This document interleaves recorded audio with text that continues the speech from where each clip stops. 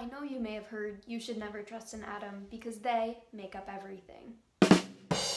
While this phrase serves as a hilarious pun, it also serves as the basis of the definition of matter. Matter is really any physical substance, anything composed of atoms, anything that takes up space. This is matter. But there's another component of matter that we don't often explore, and it's called antimatter. Quick note on history. A man named Paul Dirac used Einstein's equation E = mc squared to compose his quite easy formula at first. E squared equals m squared c to the fourth plus p squared c squared. Because the left side of the equation is e squared, that actually means that mathematically there can be two potential answers. Take the equation x squared equals 16. You should find that your answer is 4, but let's not forget about -4. There can be both positive and negative answers. Trusting the math led Dirac to atoms must have both positive and negative energy levels. And all of that so-called empty space was actually filled with negative energy electrons. In fact, an even crazier idea was proposed. If we supply those negative energy electrons with enough energy, they will be leaving a hole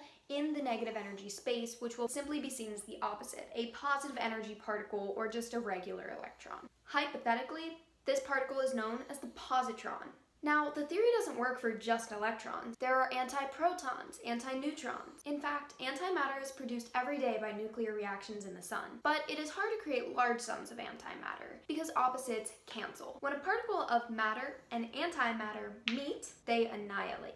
And this theory goes way back to the Big Bang. Anyway, let's look at this bottle. There are 16 pure ounces of H2O in here. Theoretically, for every molecule of water in this bottle, there are 2 antihydrogens and 1 antioxygen. But when you get thirsty, you reach for a water bottle, not an anti-water bottle. So how can we actually use antimatter effectively? When matter and antimatter meet and annihilate, that's proposed as a bomb. But unlike a bomb simply releasing energy as we've seen in history, creating an antimatter bomb would be much more difficult because you would have to create both matter and antimatter yourself. So looking back at our equation, x squared equals 16, you'll see that 4 and -4 when added cancel. You're essentially starting with the equivalent of 0. You're starting with annihilated empty space and you're trying to squeeze matter and antimatter out of that empty space. It's like taking 4 and -4 out of 0. You're theoretically squeezing matter and antimatter from just empty space. But there is still a lot we don't know about antimatter, including how did it specifically play a part in the Big Bang Theory. But what we have researched and proposed over time is that there is antimatter. Some even call it the anti-universe. We just have to figure out what we're gonna do about it. So, as the saying goes, you should never trust anti-atoms. They too make up everything.